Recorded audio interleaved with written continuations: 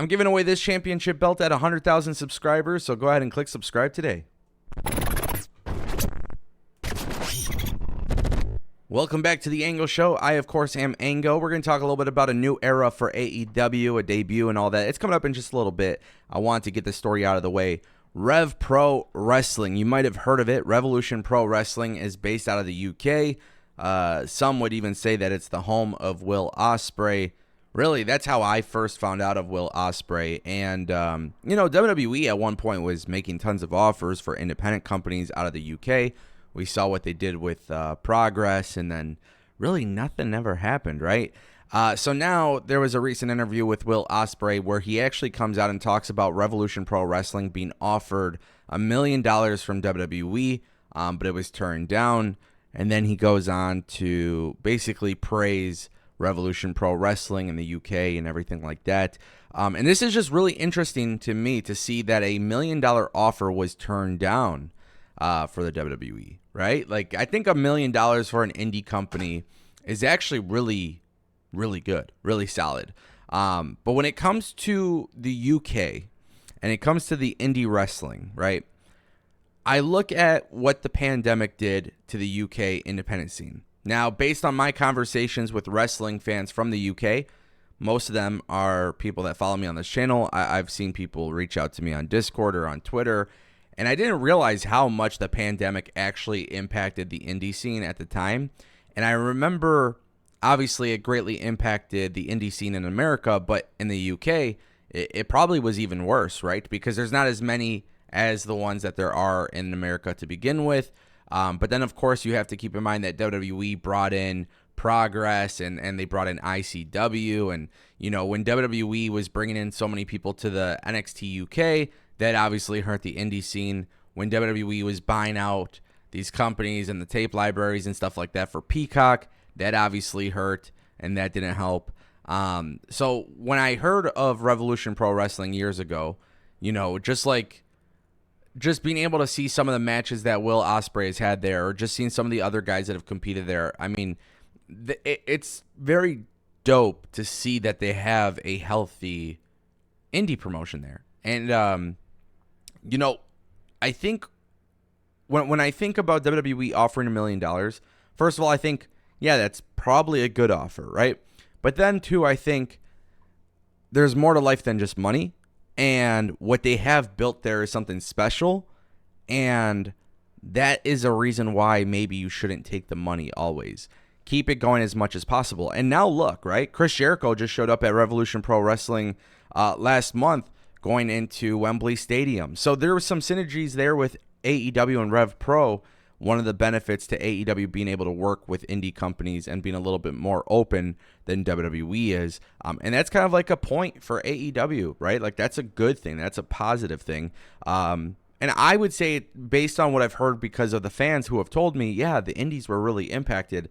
I'm glad that this one wasn't impacted by the pandemic as much, as well as the WWE, coming in and bringing companies into the fold. Guys, I want to turn our attention. AEW has a potential debut happening for WrestleDream. Mariah May, you might have seen her on Stardom. Guys, I'm going to tell you everything I've seen from Mariah May, and she's relatively a newcomer, actually, which makes it even better. She's got a lot of potential. And there's some stuff that I've seen from her, with Stardom that really makes me believe she could be a really good asset to pro wrestling. And actually, what was really interesting to me is that I thought Mariah May was probably going to be somebody that WWE would bring in. Just based on WWE's hiring standards and the way that WWE kind of looks for talent and stuff, they kind of have like this prototype almost. And I feel like Mariah May looked like somebody who could go to WWE. Now there are some talks that potentially Mariah May is headed to AEW. For those who don't know, Scott E. Wrestling stated that Mariah May is on her way to AEW. She's hinting at September 30th being her last day at Stardom. There's been some reports as well from Body Slam and other sources that have indicated that she is expected to join AEW. We talked a little bit about it the other day that there was potentially some interest. But now Scott E. Wrestling comes out and again, this is on the Mike and JD show. He goes, I think we're going to see her in October in AEW. The more I've heard enough from different spots, they're all coming together. It's imminent that she's going there, and I just can't get away from the fact that she's going to get there. And if that's the case, this is someone you build around. Yeah, no, I mean, that's the reality, right? You want young, emerging, upcoming stars. Sometimes you want to get them before they are widely popular and successful because obviously you want to build them up and make them a big deal. And this would be happening at WrestleDream. So what's the situation there? How do you bring her in? How do you debut her? For me, the real interesting part would be, do people know who she is, right? When they're in Seattle, it's a smaller crowd than normal. It's probably going to be a little bit more intimate because of the fact that they're doing such a small attended pay-per-view. It's not as big as All Out or All In or Full Gear or anything like that, but it's a smaller crowd. And how familiar are these people with Stardom? And the good news is, if AEW is bringing her in because they see long-term potential, that's fantastic. If they're bringing her in for a quick pop, I don't know if she gets it. I don't know if she doesn't, right? And I actually kind of like that. I kind of like the fact that it's not somebody who's like the super notable name, because when they come in, it kind of gives them a chance to really start to grow a fan base within AEW. So for those who aren't familiar with her, you should go watch her. She did a really good job in Stardom, and I think there's a lot of potential with her in AEW.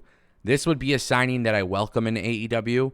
I would just like to see AEW really, work with her and try to develop her to a point where fans are acclimated to her and like they definitely understand who she is and what she's all about. Because again, a wrestler's purpose, a wrestler's character, that definitely helps them connect with the audience. But then what type of matchups do they do, right? There's the booking side of things and the character stuff, and then there's also the matchmaking side of things. And that's going to be really important because you can kind of do something like Action Andretti, where Action Andretti got Chris Jericho and he beat him. Now, AEW, on the follow-up to that, they didn't do anything, but the reality is they could learn from that mistake. Maybe have Mariah May go over Britt Baker or Hikaru Shida or Saraya or Toni Storm, and if you do that and you really put the rocket ship on her, people will be like, okay, she's the real deal. And then our final story of the day, guys, Tony Khan teasing a new era. He claims a new era is happening at WrestleDream. So this is really interesting. Tony Khan claims that WrestleDream would be one of the greatest nights in pro wrestling. Next Sunday, October 1st, it will be one of the greatest nights in wrestling, with every match capable of stealing the show, and a card befitting the legacy of a kingdom that has touched every one of us. This is a tribute show to Antonio Inoki. AEW and the world of pro wrestling will converge as the greatest champions and rivalries in the sport will take center stage live on pay-per-view. We will pay tribute to the dreamer that made this all possible, the late great Inoki, Antonio Inoki, with an event 1 year in the making. You won't want to miss AEW WrestleDream, as we'll end a chapter in wrestling history and begin a new era in AEW live on pay-per-view next Sunday night, October 1st. So they're teasing a new era. What does this mean? Okay, Mariah May debuts. That could be really cool. Maybe Mercedes Moné debuts. That could be really cool. But when they say new era, what are they talking about? Are they talking about presentation? Are they talking about logos and branding? Are they talking about booking, storylines? Are they talking about AEW going on to HBO Max? Like, what is it? What's the new era? How do you tease a new era? What does this exactly mean? Are you just using this verbiage to make it sound like they're ready to kick things into high gear? Or are they making massive changes to their products? And that's what I want to hear from you guys. Let me know what you think. Collision was awesome this past weekend. Dynamite was pretty damn freaking good. Grand Slam was pretty freaking awesome. So hopefully they got some major plans. But what are these major plans? You can't just tell people it's a new era and then not actually do anything, right? You got to make some changes somewhere. So what do you think those changes are? Don't forget, I'm giving away this championship belt at 100,000 subscribers. So go ahead and click subscribe today.